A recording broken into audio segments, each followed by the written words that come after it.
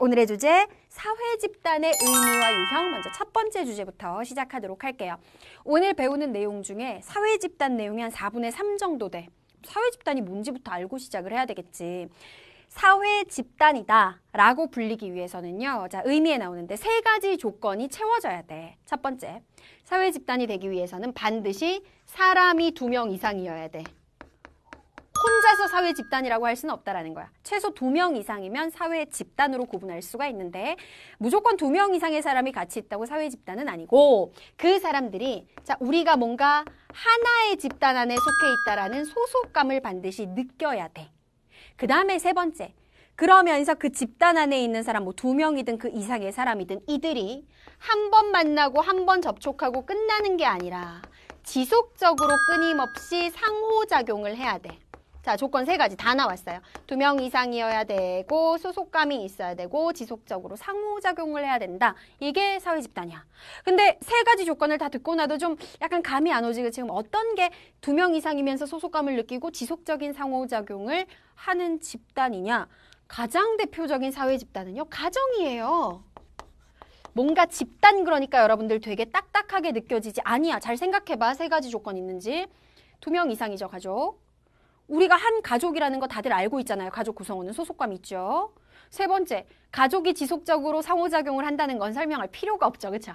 그 다음에 또 뭐가 있을까요? 친구관계, 또래 집단도 사회 집단이에요. 2명 이상이죠. 우리는 친구야. 소속감 있죠? 지속적으로 만나죠. 자, 또 뭐가 있을까? 다 쓸 수도 없어. 너무 많아서. 학교도 사회 집단이죠. 회사도 사회 집단이죠. 그 다음에 막 뉴스에 보면은 어른들이 보는 뉴스에 보면은 정치 뉴스에 그런 거 나오잖아. 정당, 자유한국당, 민주당, 정의당 이런 거 정당이라고 하는데 정당도 사회 집단이죠. 군대도 사회 집단이죠. 이런 것들을 우리가 모두 사회 집단이라고 얘기를 한다라는 거야. 어떤 것들은 사회 집단이 아니냐면 예를 들어서 이런 거 한번 봐봐. 선생님이 야구를 너무 좋아해. 그래서 잠실에서 선생님이 응원하는 팀이 다른 팀이랑 야구 경기를 한다 그래서 야구장에를 갔어요. 응원을 하기 위해서.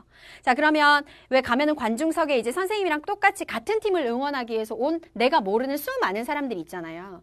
경기를 하는 동안에 이 사람들은 다 같이 같은 팀을 응원해. 이기라고. 홈런 치라고. 계속 응원을 하죠. 그러면 선생님과 선생님이 모르는 수많은 같은 팀을 응원하는 사람들, 우리는 사회 집단일까 아닐까?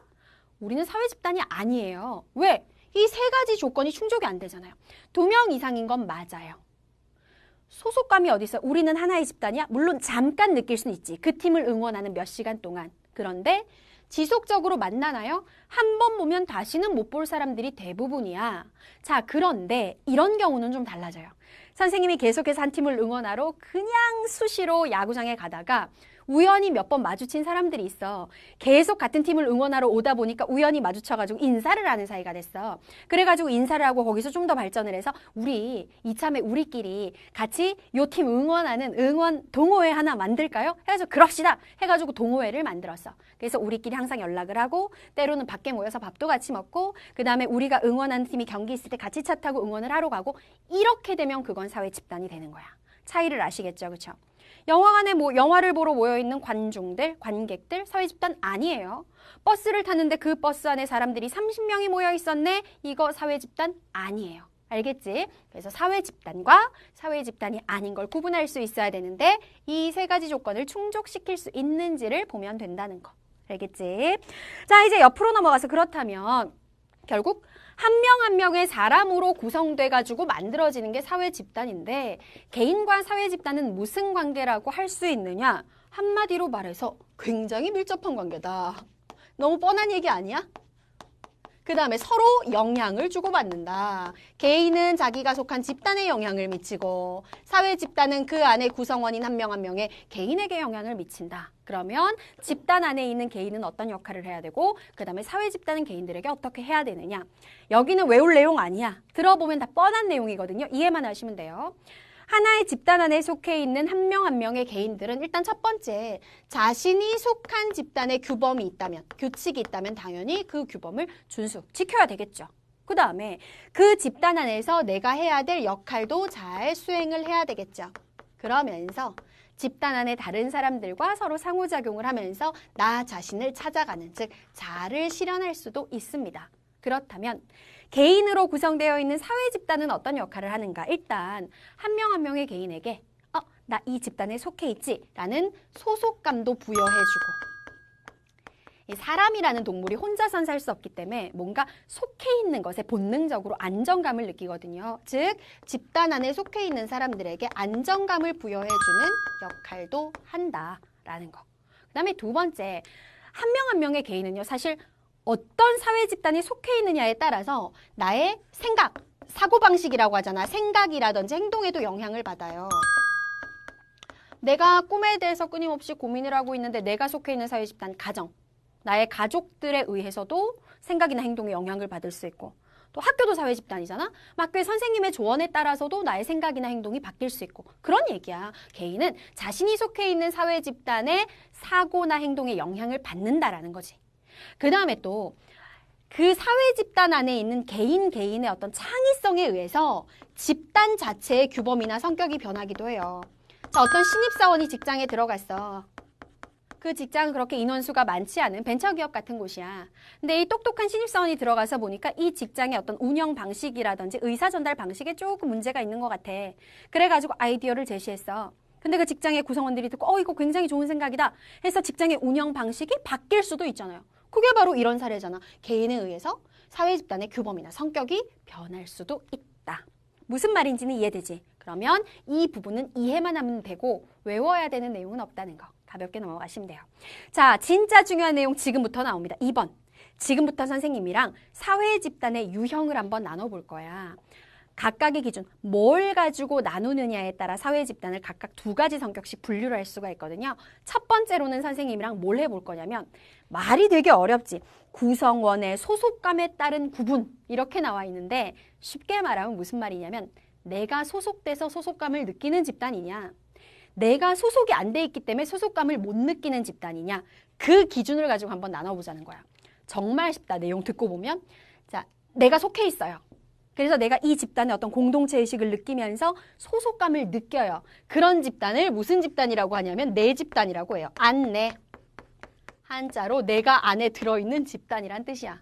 예를 들어서 내가 중학교 1학년인데 우리 학교는 1반부터 10반까지 있어요. 나는 1학년 1반이에요. 그러면 1학년 전체 10반 중에서 1학년 1반은 나의 내 집단이 되는 거고, 2반부터 10반까지는 내 집단이 아닌 거죠. 그러면 반대로 내가 속하지 않은 집단, 2반부터 10반까지를 뭐라고 부르느냐? 외 집단이라고 부르는 거예요. 내 외, 바깥 외잖아, 그치?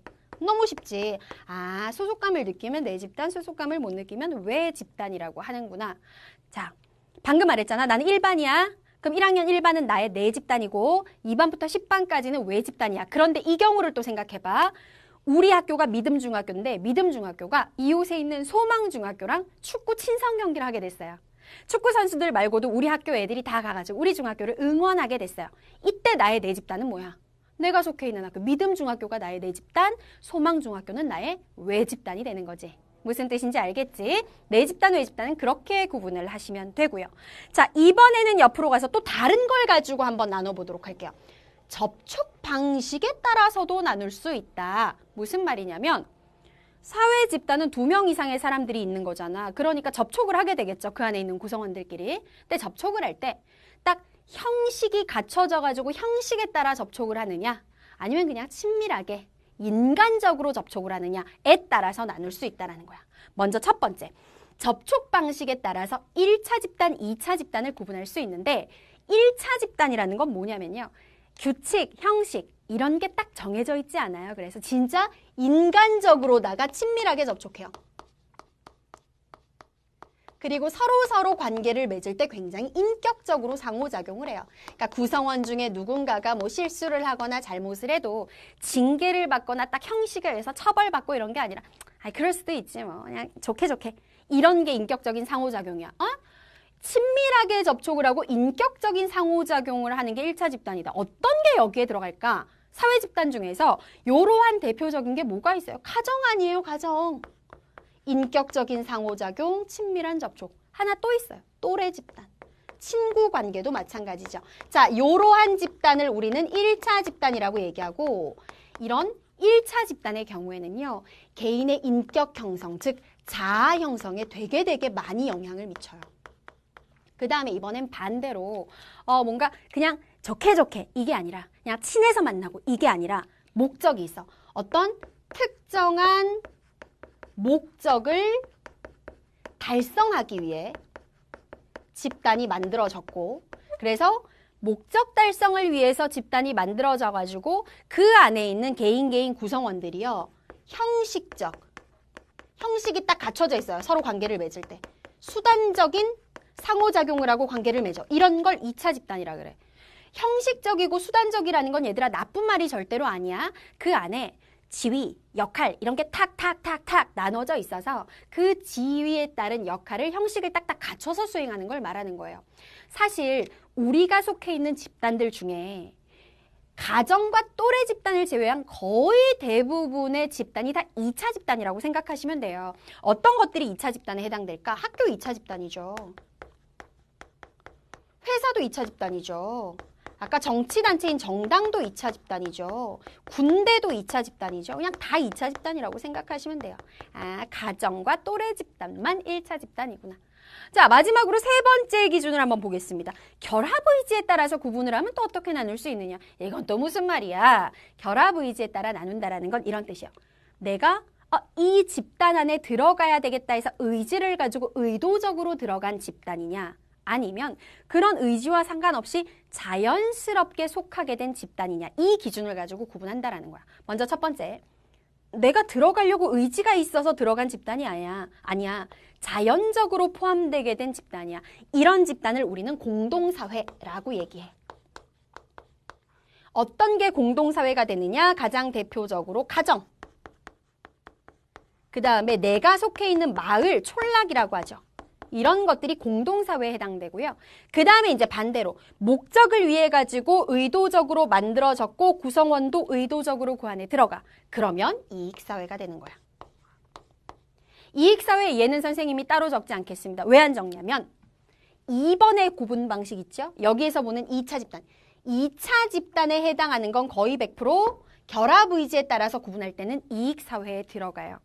자, 그럼 선생님이랑 이렇게 한번 해보도록 합시다.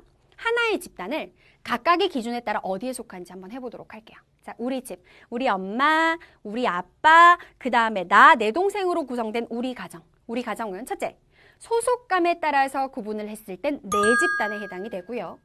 접촉 방식에 따라서 구분을 하면 1차 집단에 해당이 되고요. 결합의지에 따라서 구분을 하면 공동사회에 해당이 되죠.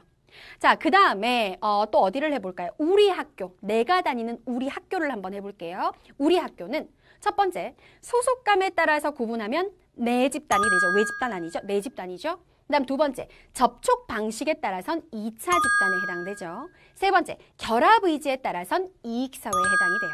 어떤 식으로 하는 건지 알겠지? 그 다음에 우리 가정 말고 내 친구네 가정, 내 친구네 가족은 어떻게 돼? 나의 기준에선 외 집단이 되는 거고 1차 집단인 것이고 그 다음 공동사회가 되는 거지. 어떻게 하는지 알겠지? 자, 이런 식으로 하나의 집단을 각각의 기준에 따라서 분류했을 때 어떤 집단의 유형에 속하는지 요거를 조금 연습해 놓으실 필요가 있어요. 자, 그 다음에 이제 요 주제 끝나기 전에 4번에 가니까 준거 집단이라는 단어가 나오는데 이거 시험에 진짜 잘 나오는 거거든요. 준거 집단이라는 건 도대체 무엇인지 요거 정리하고 주제 2, 차이와 차별 내용도 이어가겠습니다.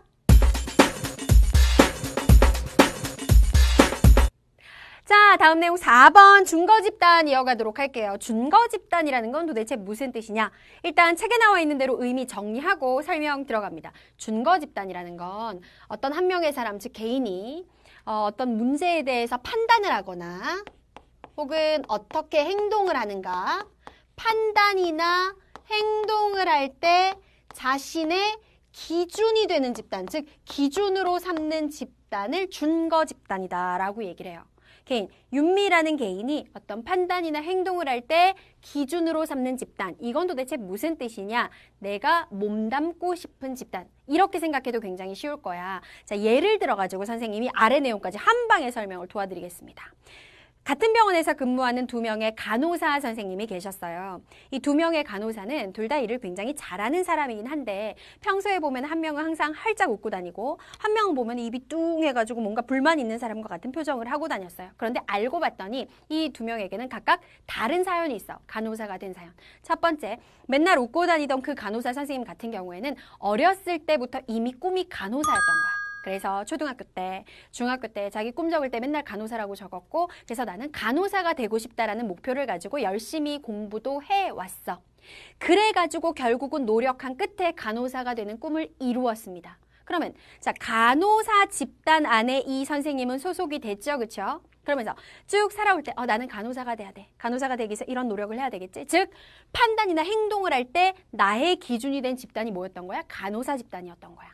이렇게 판단이나 기준의 행동이 되는 판단이나 행동의 기준이 되는 집단을 준거 집단이라고 하는데 이 선생님 같은 경우에는 결국 자신의 기준이 되던 준거 집단, 즉 간호사 집단에 소속이 된 거죠. 그런데 두 번째 사례, 항상 뭔가 이렇게 불만이 많은 표정을 가졌던 선생님 같은 경우에는요, 원래 꿈이 의사였어요. 그래서 집에서도 너는 의대 가야 돼 라고 얘기했고 그래서 나도 의사가 되어야 되겠다 생각을 했는데 열심히 노력을 했지만 어떻게 하다 보니까 성적이 조금 모자라서 의대를 가지 못했고 그래서 의대를 가지 못하는 대신에 이분은 자선책으로 간호대를 가는 걸 선택을 한 거야. 그러니까 결국 뭐예요? 이분은 쭉 살아오면서 나의 판단이나 나의 행동에 어디가 기준이 됐던 거야? 의사 집단이 나의 준거 집단, 기준이 되었는데 결국 나는 그 준거 집단이었던 의사 집단에 속하지 못해버리는 상황이 됐잖아요. 그렇죠? 자, 선생님이 이 얘기를 왜 하느냐? 판단이나 행동의 기준이 되는 집단을 준거 집단이라고 얘기하는데 내가 소속한 집단이 나의 준거 집단과 일치할 경우 아까 먼저 사례, 원래 꿈이 간호사였는데 실제로 간호사가 되었다 그랬잖아요. 자, 그랬을 땐 어떨 것 같아요? 내 기준이 되던 집단에 내가 소속이 됐어. 굉장히 자부심을 느끼고 만족감도 가지게 됩니다. 반면에 똑같이 간호사 집단에 속해 있어도 나는 원래 나의 준거 집단이 간호사 집단이 아니었어. 나는 의사 집단에 속하고 싶었단 말이야. 근데 간호사가 됐어. 내가 소속한 집단과 나의 준거 집단이 일치하지 못하게 되었을 경우에는 어떻게 돼요? 소속감도 제대로 느끼지 못하고 불만도 많이 생기게 되고 그러니까 집단에 속해 있는 사람들과의 사이에 갈등도 발생을 할 수 있다라는 겁니다. 여기서 알아야 될 거, 준거 집단이 도대체 뭐냐? 소속 집단과 준거 집단이 같거나 다를 때 각각 어떤 모습들이 나타나게 되느냐? 간단한 내용이죠. 그렇죠? 정확하게 이해만 하시면 되는 부분이었습니다.